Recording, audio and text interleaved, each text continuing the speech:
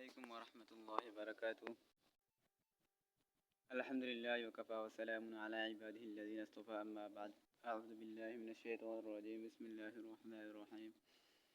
واعتصموا بحبل الله جميعا ولا تفرقوا. صدق الله العظيم. সম্মানিত বিহার, সম্মানিত সাংবাদিকবৃন্দ, সম্মানিত বিহার, বৃন্দ, গণপ্রজাতন্ত্রী বাংলাদেশ সরকারের সকল আইন শৃঙ্খলা বাহিনী, বাংলাদেশ সেনাবাহিনী, বাংলাদেশ নৌবাহিনী, বাংলাদেশ বিমান বাহিনী, বাংলাদেশ আইন শৃঙ্খলা বাহিনী, বাংলাদেশ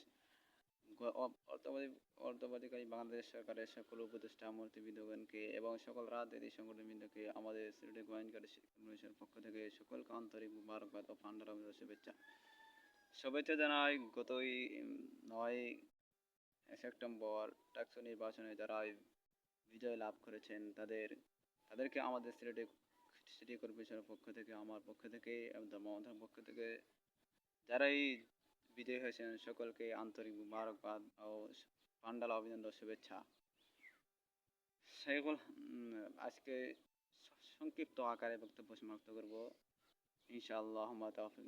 আলাইহি তাওয়াক্কালতু ওয়া ইলাইহি। সম্মানিত বিহার, সম্মানিত বাংলাদেশ আইন শৃঙ্খলা বাহিনী, যেহেতু আমাদের সময় একেবারে অল্প, যতদিন যায় তখন একদিন গেলে একদিনই সময় কমে। আমাদের লক্ষ্য এবং উদ্দেশ্য 2026-এর মধ্যে আমাদের স্বপ্ন সিলেটে গোয়েন্দাকারী সিটি কর্পোরেশন করা, আমাদের অঞ্চলকে নিম্নমান থেকে উঁচু মানে নেওয়া। প্রথমটাই হলো 2026 থেকে 26 ফেব্রুয়ারি মাস থেকে আমাদের পদযাত্রা শুরু করার জন্য বাংলাদেশ আইন শৃঙ্খলা বাহিনীকে অভিনন্দন জানাই। আপনারা আমাকে সহযোগিতায়, আমি আপনাদের সহযোগিতায় এই কাজটা করার জন্য বিনীতভাবে অনুরোধ করছি বাংলাদেশ সরকারের কাছে। নির্বাচন যদি হয়ে যায় ফেব্রুয়ারির মধ্যে, নির্বাচন পরপরই আমাদের কাজটা শুভ উদ্বোধন করার জন্য বাংলাদেশ আইন শৃঙ্খলা বাহিনী বাংলাদেশ সরকারের কাছে বিনীতভাবে অনুরোধ করছি। নির্বাচনের রোল ম্যাপ হয়ে গেছে।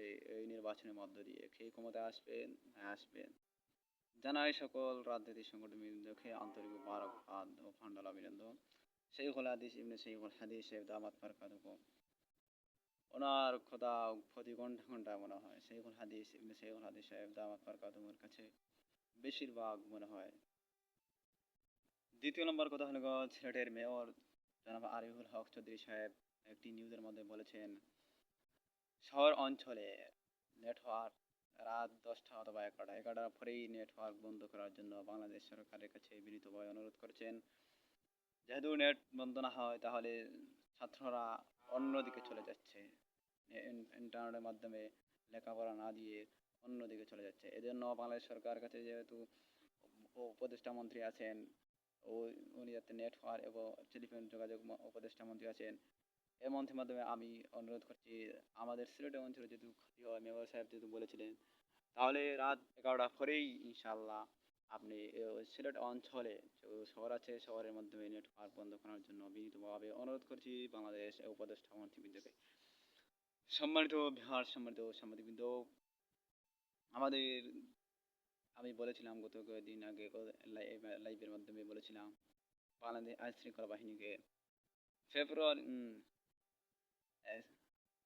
অক্টোবর, আগস্ট এবং সেপ্টেম্বর,